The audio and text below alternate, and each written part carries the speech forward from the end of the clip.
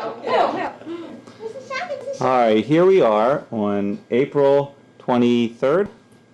Try 20.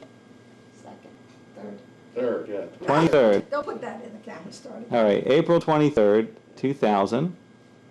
And we're in our living room on Enterprise Avenue in McLean.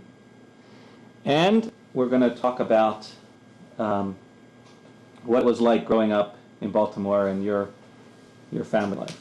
So let's first start with what you remember of, how about Mom, what you remember of your parents and your grandmother growing up, where it was, where you grew up, all that. Okay. I was born in 1932 in July, and when I was born, I had a sister who was 5 years old, Thea. And we grew up in a little row house on Appleton Street, which is in, I think it's northeast Baltimore. Northwest Baltimore? Okay. And my father, around the corner, had a little kosher butcher shop, which was about 600 square feet, very small. And a lot of my father's brothers and sisters lived within 3 blocks of us. So we had lots of cousins and aunts and uncles, and every day was a holiday. We went to each other's homes for dinner, we played with each other, we went to school, and we didn't have a lot of transportation. We had one car, and my father used that car solely to deliver meat orders to his customers. So most of our activities centered around Appleton Street and a little synagogue that my father used to take me to, which was 5 or 6 blocks away, a shul, an Orthodox shul, where I would go with him every Saturday morning, and my grandmother every morning for services. Was this your mother's mother? My mother's mother, Katie Fink. When my grandfather, Bernard Fink, died, he was a tailor. They had a little shop downtown near the University of Maryland Medical School. My grandmother, when my grandfather died, and I was very young, I must have been about 2 years old, had rather severe heart disease. And so my mother took her to live with us. And when she came to live with us, we had this little row house. We had 3 bedrooms upstairs, 1 bathroom, a kitchen, dining room, and living room downstairs. My grandmother must have been in her 50s when she came to live with us. And my mother took her bedroom, which was upstairs, and made it a bedroom for my grandmother. And then took one of the other bedrooms and made it into a kitchen for her so that she wouldn't have to walk the steps. And I grew up in a really happy family. My mother and father worked very hard. They got up very early in the morning, 6 o'clock, every day to go to work. And they didn't come home until my mom came home around 5 to make dinner, and my dad around 6. But my grandmother was always there, and my grandmother was very, very special to me, and I grew up with her from the age of 3 and a half till I was 12 when she died.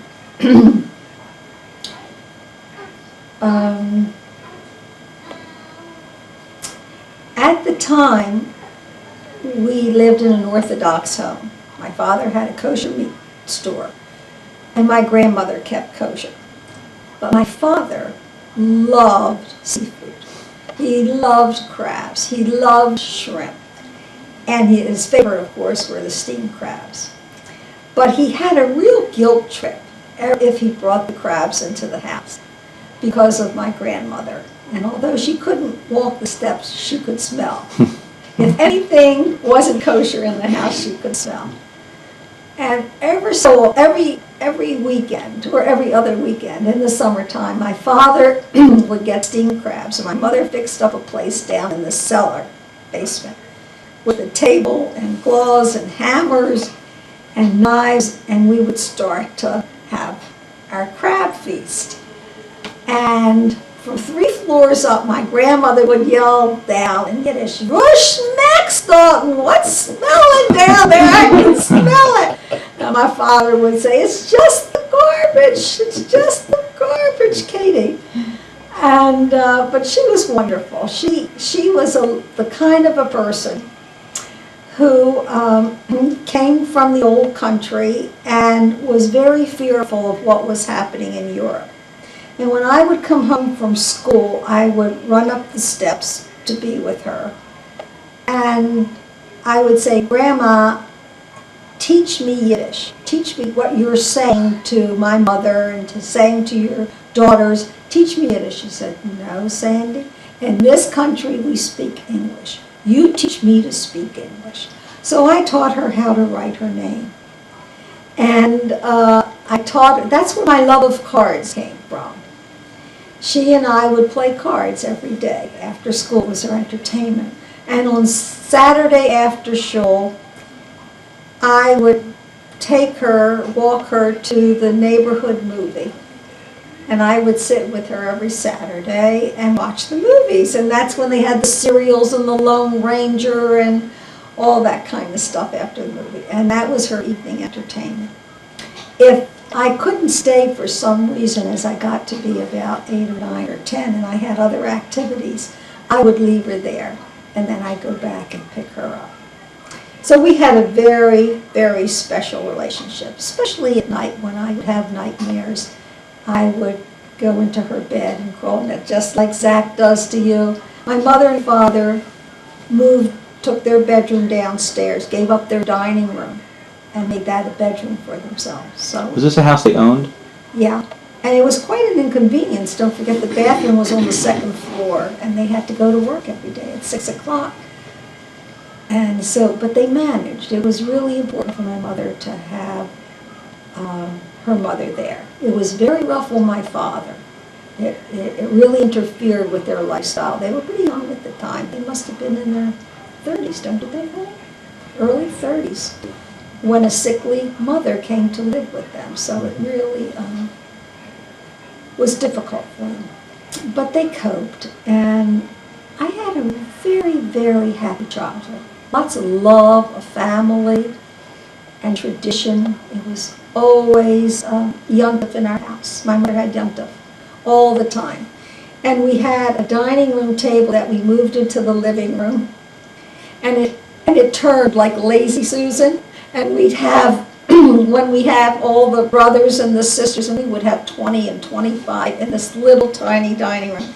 And when somebody wanted something, Uncle Izzy, my father's brother, he wouldn't say, "Pass this, that's on the other side." He whipped the table around and everything would go flying.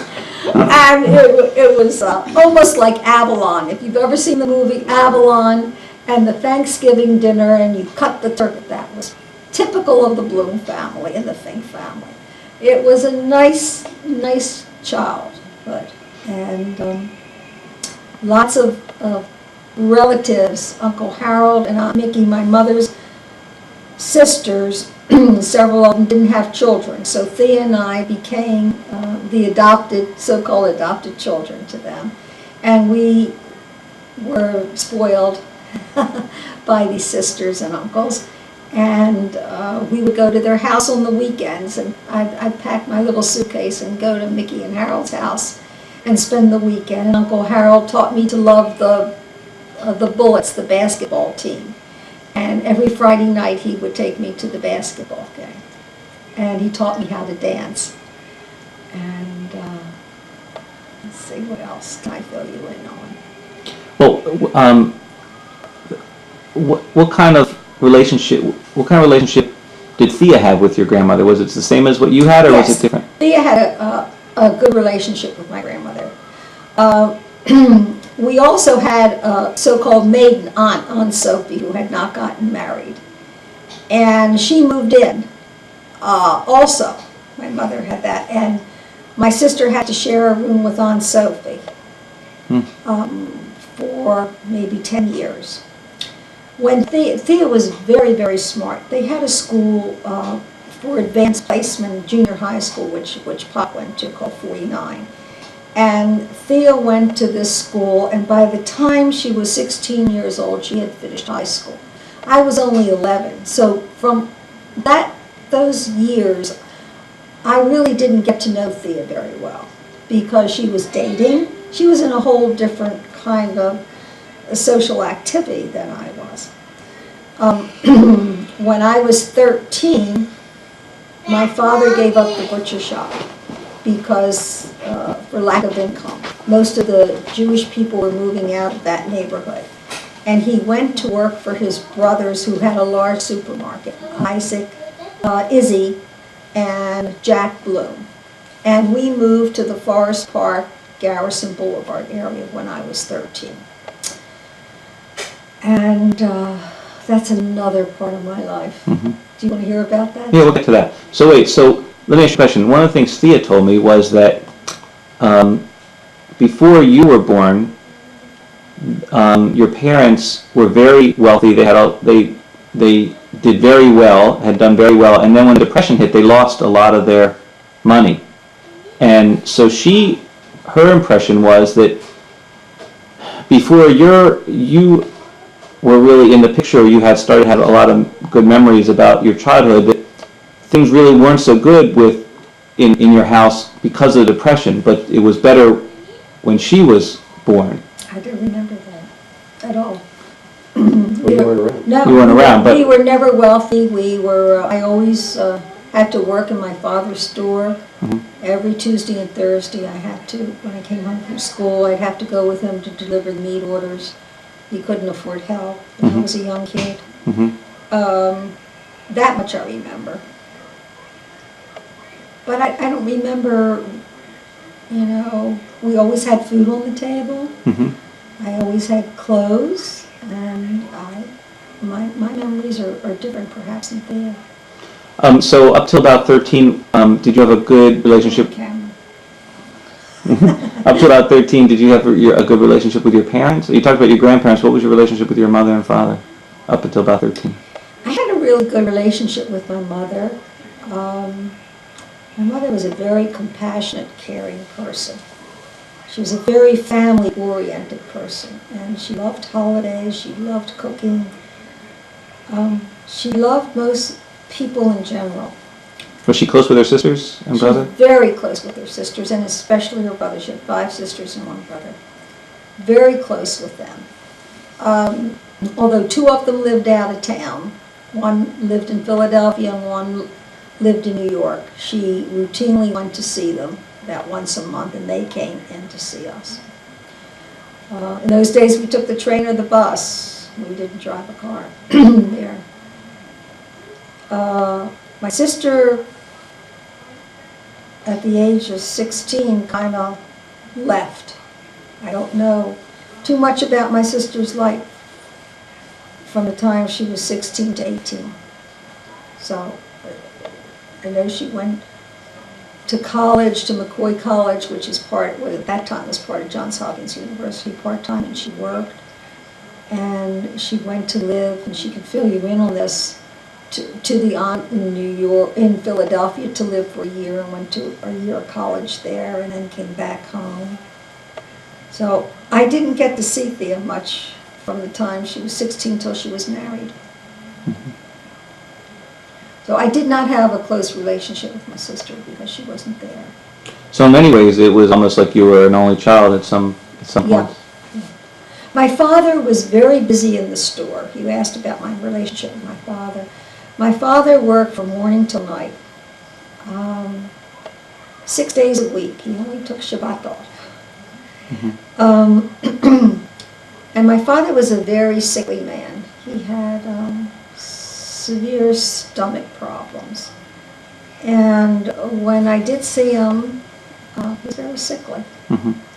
I do have some memories of every summer, however, going to Atlantic City. We took a family vacation once a week and had a wonderful time with my father and mother on the beach. It was wonderful. And a few times we went to a place called Tolchester. Those are the only memories I have of vacationing with my parents. Right here. So, Dad, what let's talk about your childhood from around the same time. Well, let's start with tell us about your parents. Okay. Well, my grandfather, Mordecai Shochet, came from Riga, Latvia. He had 9 children. My father was kind of in the middle of that. He had 3 brothers and 5 sisters.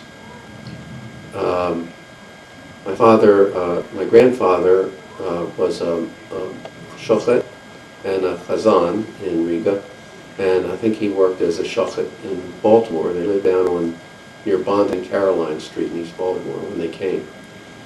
He came around 1893 or 94. My father was about 7 or 8 years old. And my father told me that he had to leave school after the 3rd grade because his father became quite ill, and he was one of the older brothers, and he had to go out and work to support the family. And so when he was, I guess, around 10 years old, he went to work to support the family. Then he was in he went into the Army in World War I in 1917. He was in about a year. And after he got out, he went to his sister had married a man named Nathan Cohen. His older sister, Annie was his favorite sister. And they moved to Morgantown, West Virginia, where they opened a dry goods store. My father went there with them, lived with them, and worked in the dry goods store for several years. My mother's family, I might also add that my grandmother on my father's side was named Laurie. Mm-hmm. And one of my patients who knew her family in Latvia told me that she came from a long line of rabbis. Mr. Dornfeld, I remember Mr. Dornfeld. Mm-hmm. He said he knew her family. They lived in the same village. And he was about 90 years old when he told me this. Mm-hmm. My mother's family came from Vienna, and her name was Bronstein. And her father was a watchmaker. They moved from Vienna to England. They lived in England for a while, and they came to the United States. My mother had, there were 7 children in her family. She had 2 other sisters and 4 brothers. My mother graduated from high school. She was born in Baltimore. She graduated from high school in Baltimore, went to work as a secretary. My mother and father were introduced by my father's niece, Belle Naviaski, who was his favorite niece, and this was in the 1920s. And I guess it was around 1926 or 1927. By that time, my father had moved back to Baltimore. I don't know what kind of work he was doing, but he was quite well off, as everybody was in the late 1920s. Most people were. He had saved a lot of money. He had it in savings and loan. He was in the stock market.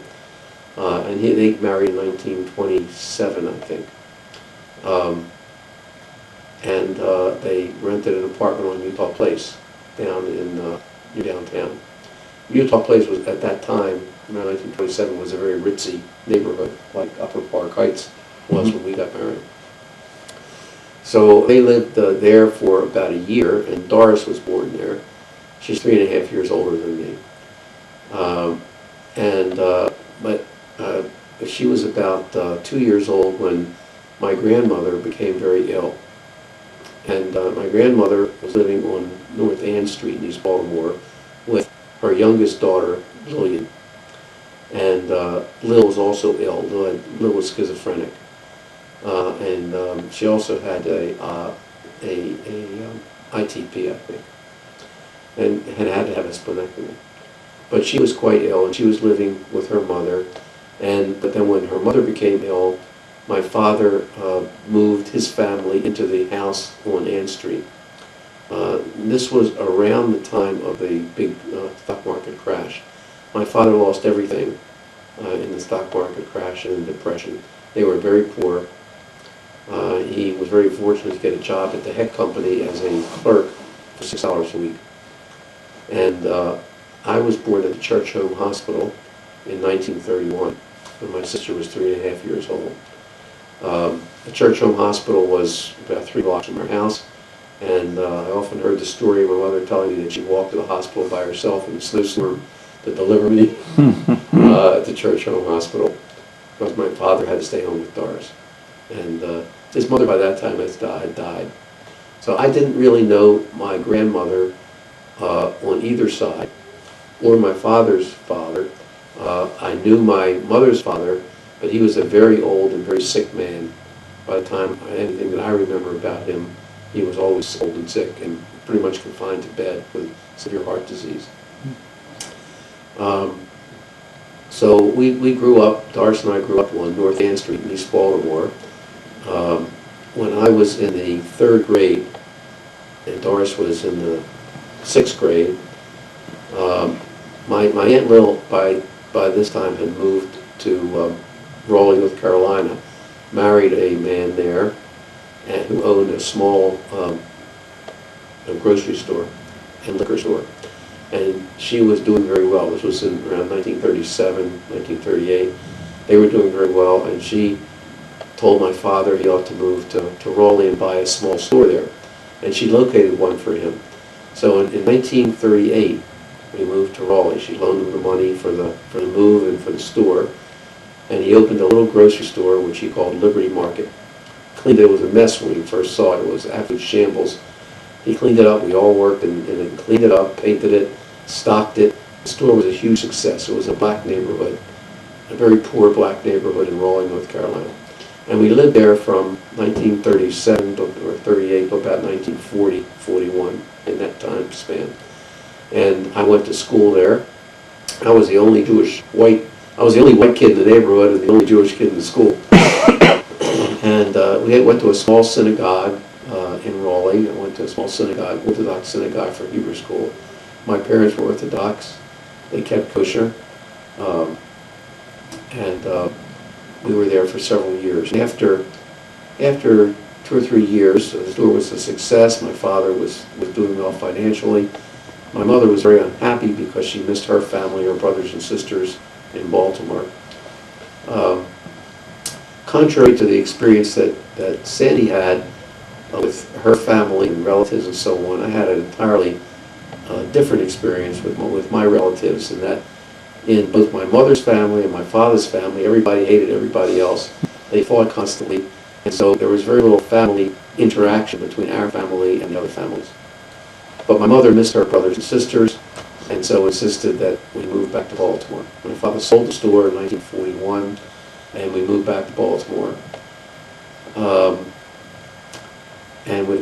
He bought a house in Dundalk, near where he had found a job in a men's clothing store, and near where his sister lived in Dundalk.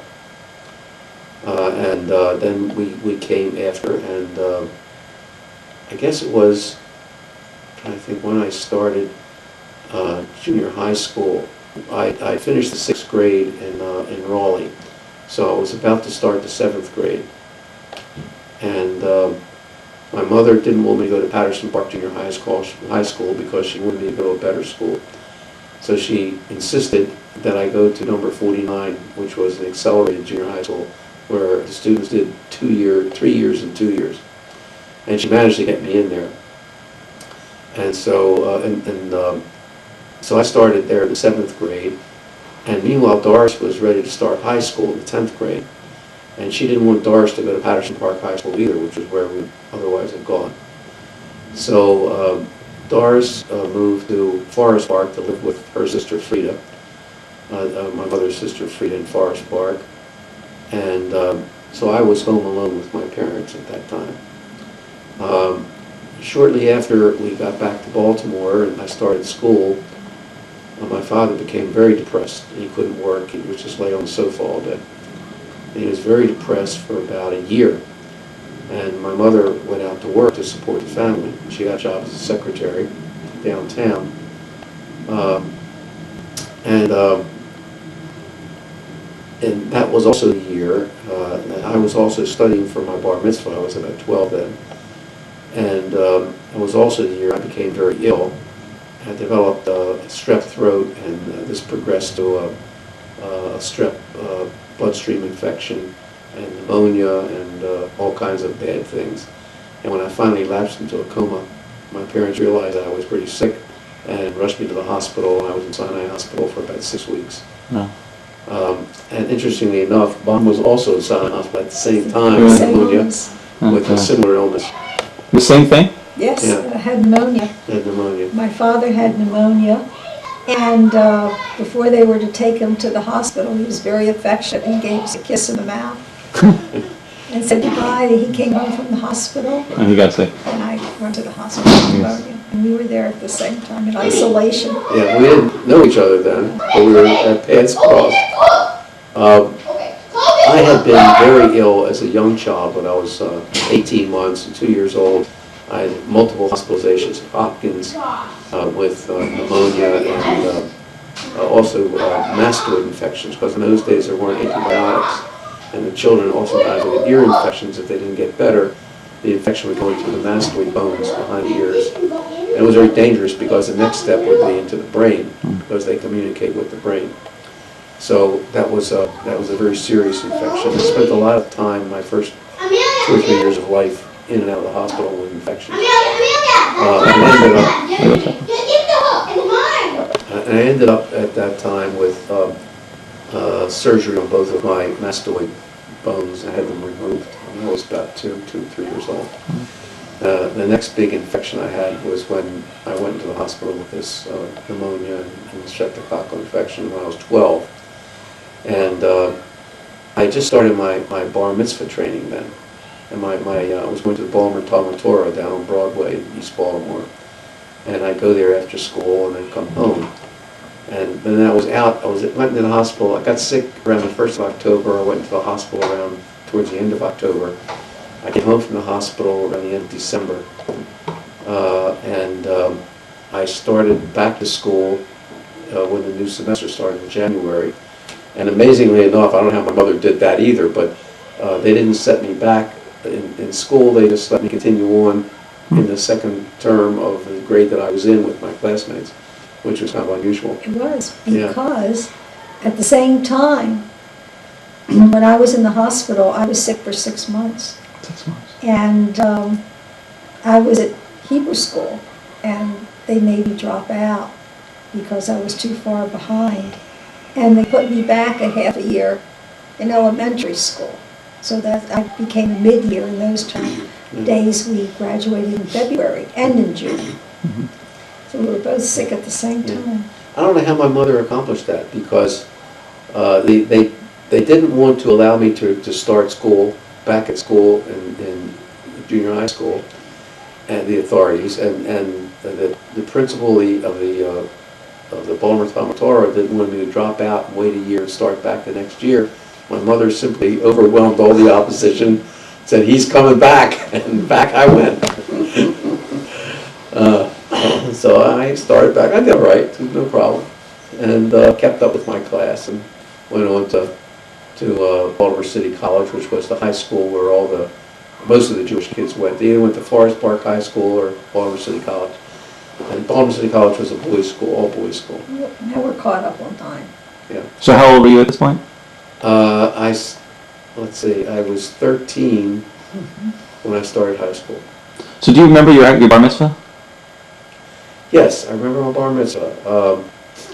I don't remember what mafter I had, but I remember the man who taught me on bar mitzvah was a real old Jewish man who spoke Yiddish. And he'd rap me with a ruler if I can get it right. And I had about 3 months preparation before bar mitzvah.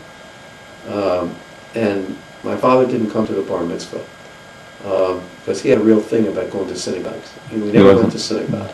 My father davened every morning and every night. He was a very religious man, but I think he was phobic about going to synagogues. He wouldn't go to synagogues, he wouldn't go to hospitals. And I remember at the very end of the bar mitzvah, after I had finished my mafter, I saw him wander in from his seat. He brought himself to come with him. And then we had a little party at our house after the bar mitzvah. for the family, and they had my mother had delicatessen, which was really strange because we never had delicatessen in our house. My father wouldn't permit delicatessen in the house. We never had sodas. We never had delicatessen. But on that occasion, we had sodas, we had delicatessen, and all the relatives came. So was it a strict growing up? Were your parents very strict? I don't think so. I don't think they were terribly strict. I remember my early childhood living on Ann Street as being fairly happy. We went to a number 27, public school number 27 for elementary school, which was about 6 blocks away. We walked, my sister and I walked together to school. She had her group of friends because she was 3.5 years older. I had my group of friends. I have memories of, good memories about playing with my father. And I remember he used to walk to work in the mornings to Hex downtown. And he'd get up real early. In the summertime, I'd get up with him and walk him to the corner. Did he drive? No, we never had a car. Never owned a car. Mm-hmm. He always walked everywhere, took the streetcar. And my mother too. My mother had bad vision. She was blind in one eye. She didn't see too well out of the other. And my father never learned how to drive. My mother could never drive because her vision was so bad. When my father moved into the house on Ann Street, there was my sister and I, my mother and father, and his mother, and his sister. All these people in this tiny little house. We didn't have a bathroom in the house. We had an outhouse in the backyard. We didn't have a furnace. We had a coal stove in the kitchen, which the kitchen was the only room that was warm in the wintertime. And he put, over the course of the next few years, before he moved out of the house, he eventually put in a furnace downstairs, coal burning furnace.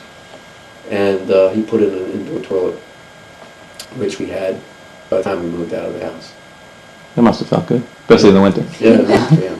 But we were very poor in those days, and in other words, in those days, everybody was poor. I mean, nobody had cars, nobody had anything. We used to buy lemons at the store.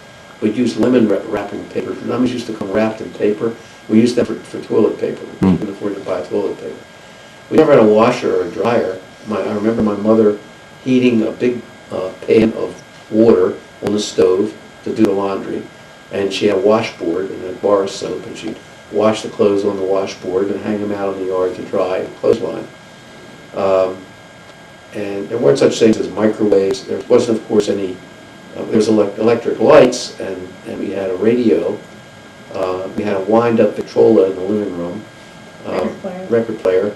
It's called Victrola because Victrola was the name of the company that made it. And it had one of these big horns on it, and you put a record on, and you wound it up, and you put the needle on the record, and you played a record. My father loved music, and he had a lot of interesting records, and he also had a piano from his earlier days, and he played the piano very well, and he loved to play the piano. And some of my memories about that house on Ann Street was a tiny little house. In the summertime, it was so hot, nobody had air conditioning, and we used to lie on the floor in the living room in the summertime and try and sleep because it was so hot upstairs. Everybody would stretch out on the floor in the living room and sleep there. We didn't have a refrigerator, we had an ice box. And if I sometimes slip up and refer to the refrigerator as the ice box, it's because that's what we had, an ice box. It was a box in which we bought ice from the iceman and put a block of ice in there, which lasted several days. A block of ice cost about 2 cents. Like they make snowballs. Yeah, like they make snowballs from. And then we kept all our food in that box. Things were very cheap in those days. I mean, a penny was a lot of money. You could buy, for 2 cents, you could buy a snowball. For 3 cents, you could get an ice cream. This is in the 1940s? 1930s. 1930s. A loaf of bread was about a nickel. A quart of milk was about 2 cents. Eggs were about a nickel a dozen. I don't know about other prices because I was too young to know about other prices, but if anybody ever gave me a nickel, I was rich. And that was a lot of money for a kid, a nickel. A nickel was the price of a streetcar ride. You could ride the streetcar all over town for a nickel. Um, Gasoline was about 10 cents a gallon. When we had our store in Raleigh, prices were already beginning to go up. We used to sell cigarettes for 10 cents a pack, or a penny. We'd sell cigarettes by the cigarette, a penny a piece for cigarettes. We'd sell cheap wine for 25 cents a bottle. And that was a big sale. 25 cents was a big sale because most of the things we sold were a few pennies at a time. We sold a few pennies worth of chicken or a few pennies worth of meat. And that was the kind of business it was. We had a lot of produce and vegetables and cheap meats because most of our trade was black and poorer than we were. And they would come in with 2 cents and buy some fat back or something like that. So I grew up, I think, in a loving home. My mother stayed home and she didn't work until I was about 12. And she stayed home and kept the house. And I don't remember any great discord between my sister and I. I thought we got along pretty well. What did they call you? Well, first in the neighborhood they called me brother because I was the little brother. So I was the brother in the neighborhood. So everybody called me brother. I answered to that. And then I remember one day May was delivering coal to our house. And I was standing there watching. I was about 5 years old, standing there watching. And he said, "What do you say, buddy?" And I ran in the house. I said, "Hey, Mom, is my name Buddy?" And after that, everybody called me Buddy. Buddy Shochet. Named by the coal man. Named by the coal man, right. And all my cousins began, To this day, still call me Buddy. When Frank Naviaski comes to visit me in Naples, he says, "How are you, Buddy?" I never liked that name. My mother and father used to call me Buddy. Did anybody ever call you Bernie? When I met her, in your high school. and in high school they called me Bernie, and when I finished high school I told my mother, "I don't want to hear Buddy anymore. I'm Bernie, I'm not Buddy." So she tried hard and she called me Bernie.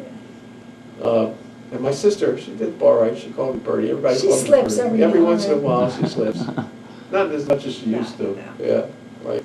So when did the two of you meet?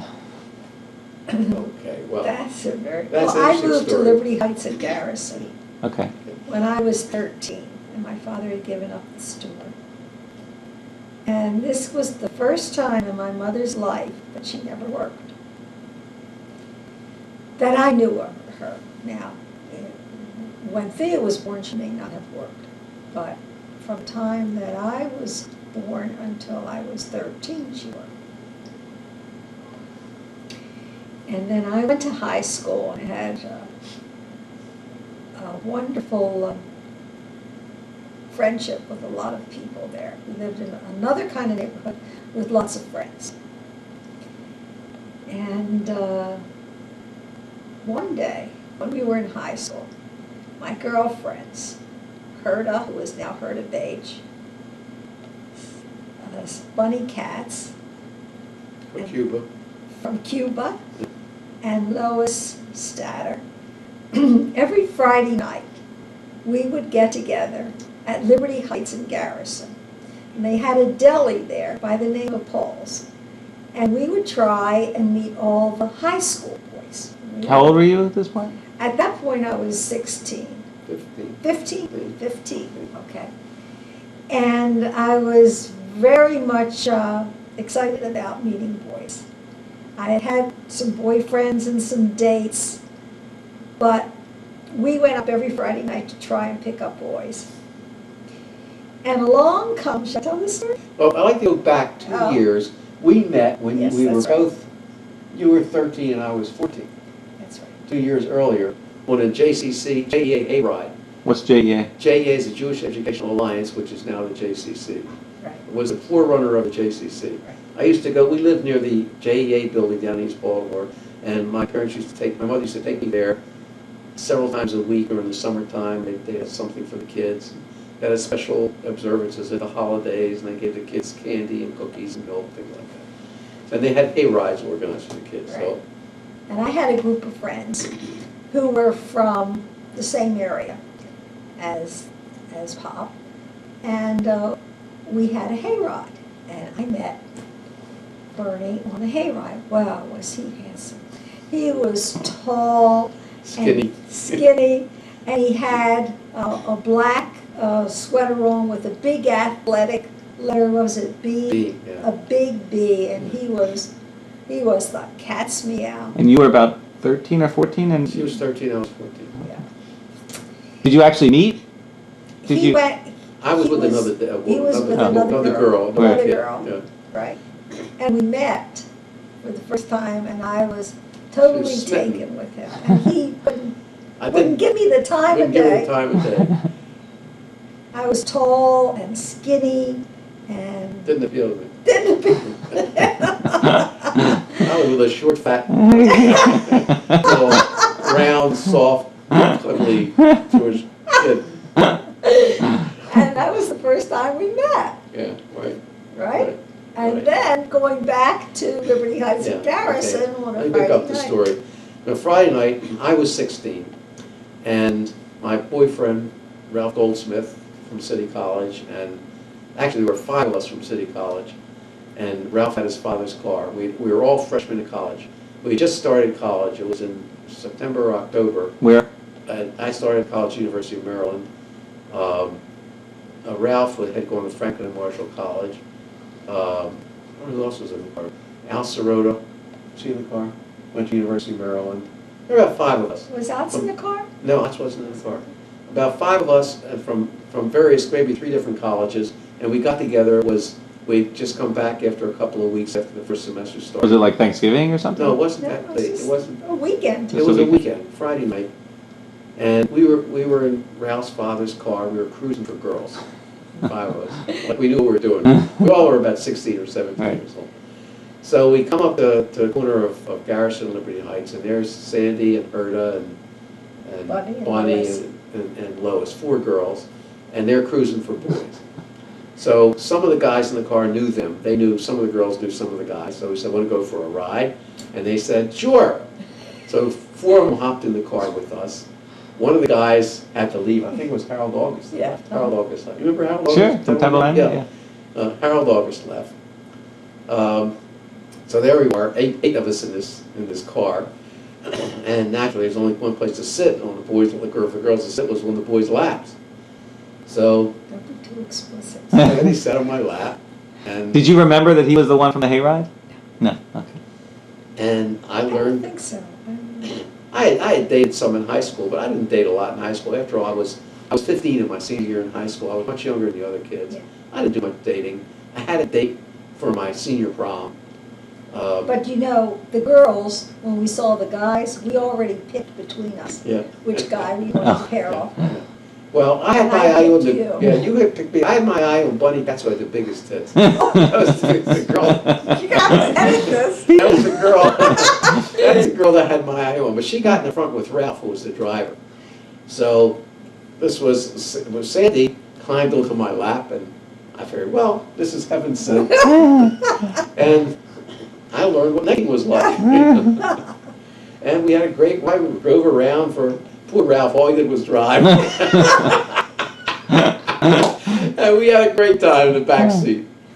And then Sandy was and I, the beginning that of was the our beginning of our romance. relationship, and we began to date. And she was dating a college man. Correspondent. Yeah, I was. College. So you were in high Forest school. Park? I was Forest high Park? school. She was in Forest Park High What grade were you in Forest Park?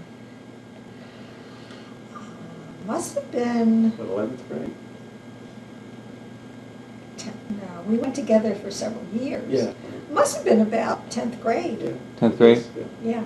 And you were a freshman in I was a college? freshman in college. At College Park? Yeah, College Park. And you were in Forest Park. So how did you date? We had, Well, every few weeks I'd come in. I mean, For a we weekend. had wonderful love letters, which I still have to this day. Uh-huh. But they weren't until later. I mean, the love letters I wrote to were in 1948. This was in 1947. Oh, Because well, we had just started dating in oh, all 47. right. But we corresponded. We corresponded. And the funny thing was, see, I lived in Dundalk. We have time. Mhm. I lived in Dundalk, and which was about an hour's streetcar ride up to Forest Park. And Sandy's mother would let me stay there overnight, or to sleep there. So I'd come up and we'd go out on a date. We didn't have any cars. We didn't have a car, we took the streetcar over. I'd take her out to dinner or to a movie, and then most of the guys didn't have cars. We all took the streetcar. And you know, like a movie was 50 cents a person, and after it was, say, maybe a buck for a movie for two people, and then we'd go to a deli and have a hot dog for a quarter and a Coke. And you know, for maybe $3 or $4, you have a date on a Saturday night. And then we go back to her house and neck for a couple of hours. And by that time, it was 1 o'clock in the morning, 1 o'clock Sunday morning, the streetcars had stopped running. And there I was, you know, at Forest Park. I had to get the Dundalk. There's only one way to go, walk. Walk? Oh my I God. walked How often did you do that? a lot. A lot. Oh my A lot. God. Walk. I walked. Were there bad neighborhoods in those days? Oh, no. Pennsylvania Avenue, all through East Baltimore, through Never had a downtown, problem. Brad Street. I just walked home. I guess that was, yeah. And he'd come home at about At 6 6 in the o'clock in the morning. morning, His my parents father were would having flip out. He was breakfast. so angry. What are you doing coming in at this hour? I said, well, you know, I left at 1 o'clock in the morning. It took me this long to get home. And I'd go to sleep. Yeah. Um, In the meantime, I was dating other boys. Yeah. Oh yeah? I was going with this really nice, wealthy guy from the University of Virginia. And I would What was go- his name? Mindy Lerner. And I had a tremendous crush on him. And my parents let me go down there for special weekends, homecoming weekends and spring break weekends, all that kind of thing. And I was dating Mindy at the same time I was dating you, some other boys. And I really had a wonderful time. you had a good time. I did. I had a great Were you time. dating other people from when you were in College Park? No, I No? was very popular. I went in a lot. Oh, Yeah. You know, a 16-year-old kid doesn't date that. yeah, yeah. Besides, because I didn't have money. Right. I mean, I started at College Park. Well, I'll go back a little bit. When I graduated from high school, and from City College, I was 16. I got a job as an office boy, kind of apprentice to a wholesale jeweler downtown. And his name was Nathan Block, very nice man. And my father was ecstatic because he thought I'd learn the jewelry business, I'd have a trade. And all my friends were going to college from City College. And I announced that I was going to college. I wanted to be an American history teacher because my idol at school was my American history teacher, Mr. Emmenheiser. I thought he was wonderful. I wanted to be like him. I wanted to be an American history teacher. My father was dead set against it. He really didn't want me to go to college. Kept telling me what a wonderful opportunity I had, that Mr. Block would train me. I could become a traveling jewelry salesman, travel all over, you know, the Atlantic region and sell jewelry wholesale. And it's a wonderful opportunity, and he didn't have any money to send me to college, and how could I go to college? This went on and on. And in the meantime, I worked over the summer, I saved my money, and I announced that I was going to college, and he was furious. Well, you know, in those days, it cost $75 a year for tuition for the whole year. And it cost $50 for a room for a semester. So for $100, I had a room, and for $75, I had tuition. And I saved like $300 over the summer by working. So I was set, you know, I had enough money to pay for my whole year. And I got a job in a sorority house serving meals for my food. And my mother gave me a little pocket jet money from time to time. So I was set, and I went. I tried to commute initially. I tried to commute and live at home. And after the first few weeks of college, I realized it was impossible. I couldn't do it. So then I got a room off campus. And I did all right. But I didn't have time to date. I didn't have any money to date. I mean, money was always in short supply. I mean, there were weekends out there at College Park when all I'd have to buy food with was a quarter because the sorority house was closed for the weekend. I only ate there when it was open. So I wasn't serving food on the weekend, so I had to be on my own.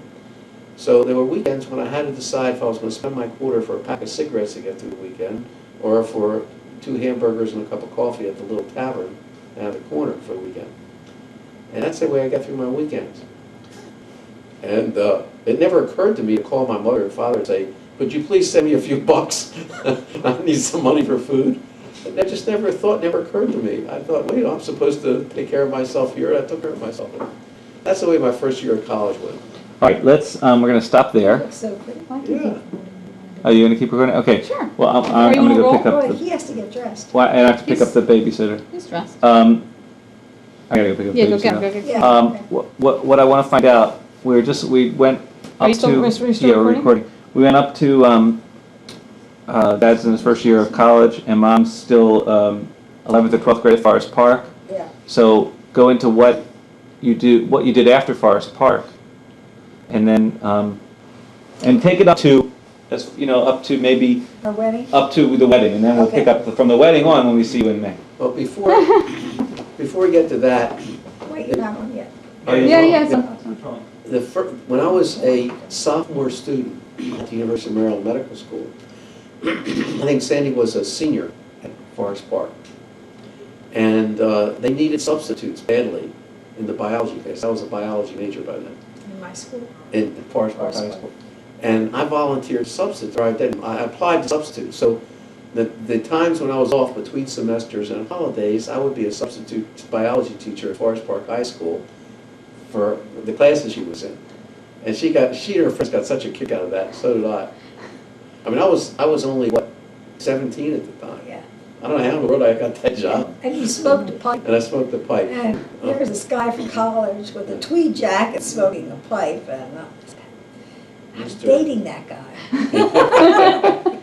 But my mother, I was having this romance with this fella from the University of Virginia at the time. And I saw Bernie when he could come in on the weekends. Which wasn't very often. Which because I wasn't was very studying my head often. off in pre-med. And this other fella was showering me with these beautiful gifts. And I was having a great time, but my mother kept saying, I like Bernie. He's gonna be a doctor. Sandy, you got to concentrate on Bernie. He's the guy that we want for a son-in-law. And of course, I was too busy having a good time. But she was right, she was right. And and then when Bernie went to medical school and we had more time and he was here, then our relationship really became very close, and we really fell in love with deeply in love with each other. And when I wanted to go to college when I graduated high school, but my mother and father could not afford to send me, and they also didn't believe in higher education. They felt that I should marry Bernie, and that if you're going to marry a doctor, there isn't any need to work or to go to college. And it was difficult to convince them that I wanted to continue my education, and they just wouldn't hear of it. And by the time I finished high school at the age of 18, I went to work. We became engaged, right? Yeah, I was in my freshman year of medical school. And we became engaged when I graduated. Was there a story about that? Yeah. that's what- Tell us the engagement story. Well, when I, Oh, you know what the engagement story was? The day you gave me the ring and I crashed your car. oh yeah, Oh, our dear friends, Herta and Arthur Beach, okay. Herta and Otts were also engaged at the time. And Bernie had his parents had just given him for graduation, I believe, an old used Chevy car. And I had never learned to drive because my father only had a car for business and wouldn't let us drive. So Bernie said, I'm going to teach you how to drive. And no learner's permit. no learner's permit. And we got in the car, and Herta and I were in the back. And Bernie is sitting alongside of me. I'm in the driver's seat. And right around Pimlico Racetrack, I'm trying to make a right-hand turn. And I crashed into No problem. another car. I took too wide of a turn. And I was so upset. And Bernie Me was too. upset, and Herta and us were upset. And we finally convinced the driver, Very nice lady. very nice lady, that Bernie was driving so that there wouldn't be a Because penalty. otherwise- They would have otherwise- taken away his license. Yeah, well, here's somebody who was driving without a license, and my insurance wouldn't have covered that. at least they had sense enough to realize that unless I was driving, insurance wouldn't cover them. Right. So they agreed to the deception, and we put it down as I was driving, and it was my fault. My insurance company paid for their repairs. And he was so good I was about so it. mortified. But you were so good about it. And that was the night, I think you took me out to dinner and gave me the engagement ring. Yeah. But I knew I was truly in love with him. Stop there? No, keep Oh, going. okay. Keep going. Well, the story about medical school was that I was in the third year. I took this combined medical school program at the University of Maryland, 3 years at the University of Maryland, and then medical school. And at the end of 7 years, you got a bachelor's degree as well as an MD, the combined program. Well, my father was very much opposed to my going to medical school.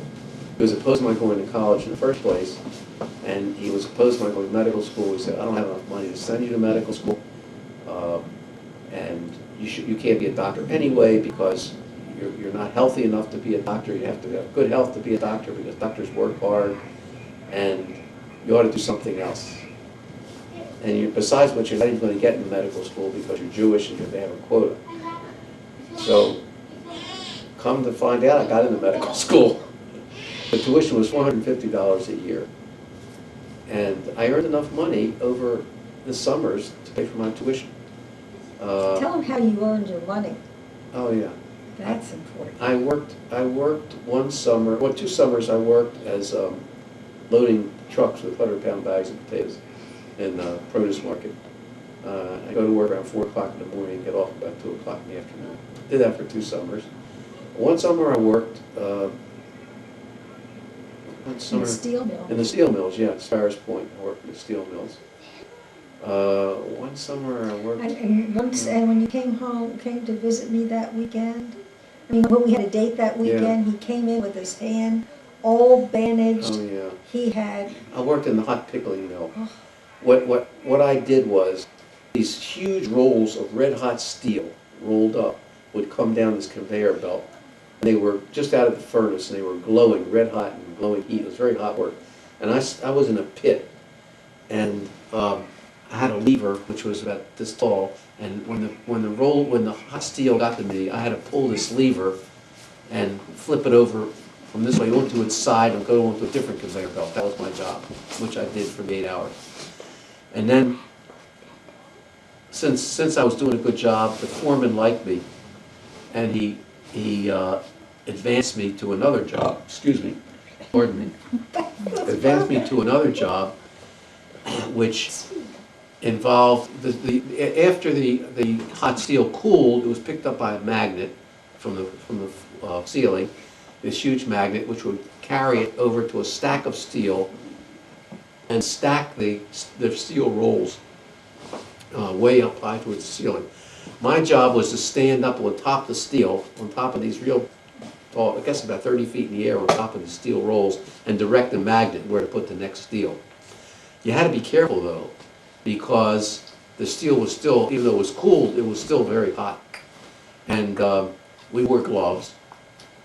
And I was finishing my shift one day, and I had taken off my gloves and started to come down off the stack of steel. And I thought I was coming down off a stack of cold steel, only it was hot steel.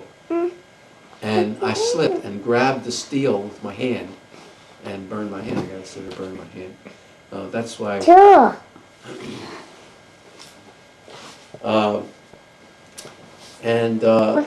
So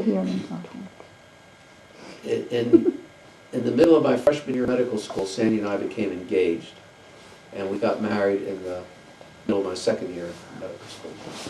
So what were you doing after you got out of high school? I think you were starting to after I sing. got out of high school, I wanted to, since my parents wouldn't let me go to college, I wanted to find some kind of occupation that I would be able to support the 2 of us while he was in medical school, because neither one of our parents had money to give us.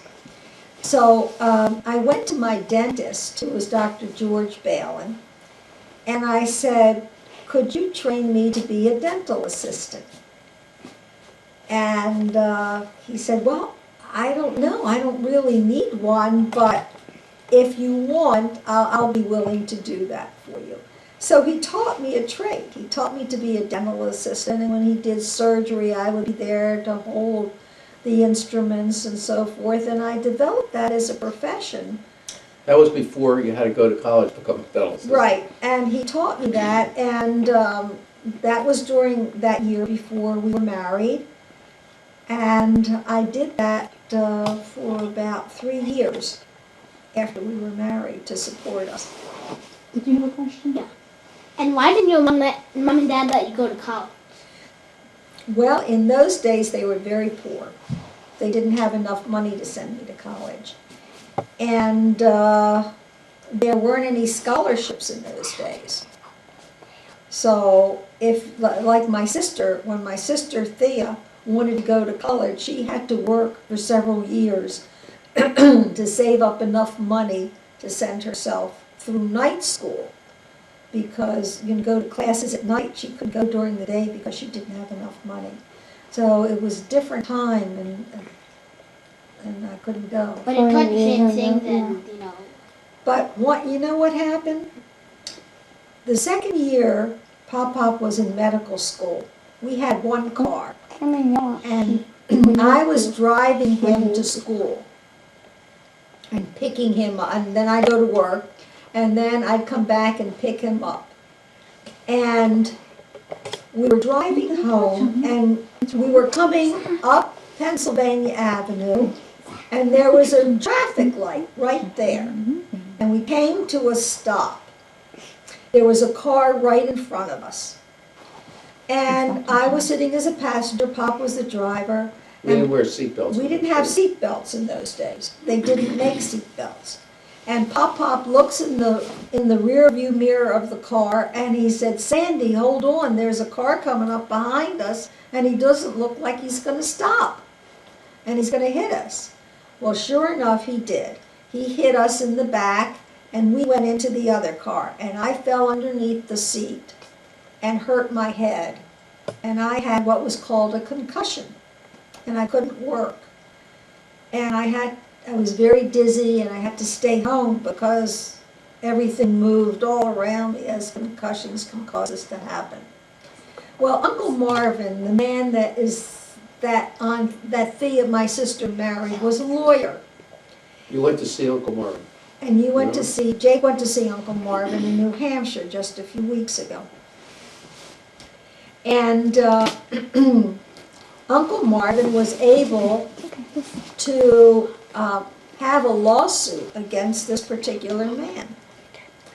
And he won for us $750. That was a lot of money. That was a lot of money in those days, because it only cost $150 to go to college, and here we had won $750, so that was a lot of money. And when I recovered from my concussion, Pop said to me, it's your money. You were the one who got hurt. What would you like to do with this money? Listen to Grandma. Listen to Grandma. What would you like to do with this money? And I said, I would love to go to college. Pop said, if you want to go to college, you go to college. We'll take this money and we will live on it for 1 year, or was it one semester? 1 year. We could live and pay our rent and I would take the bus, and I took the Greyhound bus every day to the University of Maryland in College Park for 1 year until our money ran out. Yeah, ran out. And that was the end of my first year of college. And I was so happy. I loved college. But it was but then I had to go back to work. Was that when you were already married? Yeah. So where were you living then in the beginning when you were first married? We had a walk up in the third floor of the third house. floor in an attic apartment. We had a kitchen, a bathroom, and we had a living room with a sleep sofa. And that's where we slept. It was right across the street from Sinai. Sinai. And how did Marvin get the money? How did Uncle Martin get the money? Because the man who caused us to have the accident, who came plowing into us, should have stopped his car, and it was his fault. So his And he insurance company carried pays him. insurance, you have insurance. And the insurance paid $750 to us. That's how we got the money. And, let's see, Bring it to me. in those days, we couldn't have a pet because we lived 3 floors up. But in the medical school laboratory, one day, Pop brought home this little black kitten. And we called it Inky. And we lived on the 3rd floor. And we thought it was too much to take the cat down. They didn't have litter boxes in those days. So if your cat had to make, it was the same as a dog. You had to take it down 3 flights of stairs and take it outside. So what we did is we taught our cat to pee in the bathtub. Right over, squat And over we the taught the drain. cat and to pee in the drain. squat right over the drain, and the cat would pee in the bathtub. And What if you had to go poop? then we had to clean it up. We had newspaper for it. Yeah, we had newspaper. Yeah. And one day, He's a smart cat. it was a very smart cat, and we had a lot of fun with it. That was before Pop became allergic to cats. Yeah. And then one day, we decided we had, Pop and I had saved about $75. And this was our first vacation, and we were gonna take a weekend up to New England. Yeah, we were gonna drive from Baltimore to Cape Cod and back in one weekend. Yeah. For $75. Which is what we did. That's what we did. And we did, the landlady who lived on the 1st floor had 2 huge boxer dogs. And we asked her if she would look after our cat for us. Well, we don't know what happened with our cat and between the cat and the 2 dogs. But when we came home that Sunday night after leaving Friday morning, the cat was gone. And the landlady couldn't tell us what happened. And one night, we were looking outside of our 3rd floor window, and there was a big tree outside of our window. And there was Inky sitting up on the branch of the tree. And we called to her, and she wouldn't respond. And Pop went outside to try and get her. And she took one look at him and tore off, and we never saw her again. Never saw her again. Never saw him again after that. Yeah. I don't know what happened to We him don't know what while we happened were with the gone, boxer dogs or what. but the cat decided he had it, he left. Maybe something like something happened to the boxer dogs, and then the cat was so scared that something happened to the boxer dogs. Then he didn't want to get near any human before, because he might have thought that they were tricking, Could be. Could be. Oh, he wanted to find the dogs. Could Maybe. be. Outside. Could be. We had this cute little walk-up apartment, and we made the kitchen, it was so big, the kitchen was really very large, and we had enough room to put a desk and all his bookcases in, and table and chairs, and that was his study space. So tell us about your marriage. You talked about you got engaged, and then we skipped over sort of the wedding and everything. So let's talk about the well, wedding. we have to go back to the wedding. Yeah, let's talk about the wedding. Oh, we had such a wonderful Fun wedding. Oh, it was, my mother and father, as I said, were very poor. They did not have very much money. And they asked us, since they knew that we would be struggling as a medical student, and I was making $45 a week as a dental assistant, would we like money as a wedding present, or would we like to have a wedding? And I said, I would really, both of us agreed that this was going to be something we would remember forever, and we have. So my mother and father borrowed money from my father's brothers to give us a wedding. Great wedding. We had a wedding in Tiferet Israel Synagogue on Forest Park Yeah. and Garrison Boulevard. It was an Orthodox synagogue. And I had a gorgeous chuppah, and my Aunt Mickey, who was a milliner, made me my wedding veil. And I had a beautiful lace wedding gown that was secondhand. My mother couldn't afford. And what you wear under the wedding gown, like? I wore like a little hoop skirt because that's what they wore in those days. And we had, all the ushers were medical students and friends of yours. And I had my close friends as bridesmaids, and my sister was my maid of honor. And it was a snowy, snowy day. And I had to wear boots and put on my gown in the, in the temple. And I'll never forget looking down at that gorgeous chuppah with all the flowers on top of the bima. Remember that? Yeah. And then, how did you see me as I walked down? Oh, you were gorgeous. You were so gorgeous in that white dress, and you're just so beautiful. And when I saw him, it was just, my heart just melted. Of course, we were all wearing Beautiful tuxes, black And, tuxes. and it was so beautiful, and we were so happy. And then we had a wonderful reception in the room next to the sanctuary. Yeah, we had a dinner and so. Dinner and dancing and young, lots of young people our But you age know, there. We didn't eat a thing. At the end, at the time I was ready to leave on our honeymoon, we went by train to New York for 3 days for our honeymoon. By the time we were ready to leave for the train station, we still hadn't eaten anything all evening. We were so busy dancing and socializing. We were starved. We had to buy a cheese sandwich on the train because we were so hungry. And how much was that? A cheese sandwich, a quarter. Quarter. Yeah. And we had, and it was so funny. In those days, whoever took care of the bride and groom's suitcases had to be a very responsible person, so nobody would get into the bride's suitcase and do anything with her clothes on her honeymoon, her wedding night, or her nightgowns. Time and It knots. was sort of a tradition that people would tie the wedding gown in knots so that the bride could get to The nightgown. the nightgown. Yeah. Mom, And Don't touch it. what did you do? It's for You know, recording. somebody took the suitcases. Yeah, somebody took the suitcases. I don't know who it was. I thought it was my brother-in-law.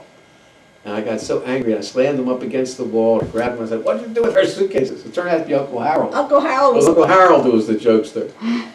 and so we get to New York, and the joke was on him because we never opened up the suitcases on the wedding night. It wasn't until later in the week we found them all knotted. Well, we had $150, and we spent every cent of it in New York in 3 days.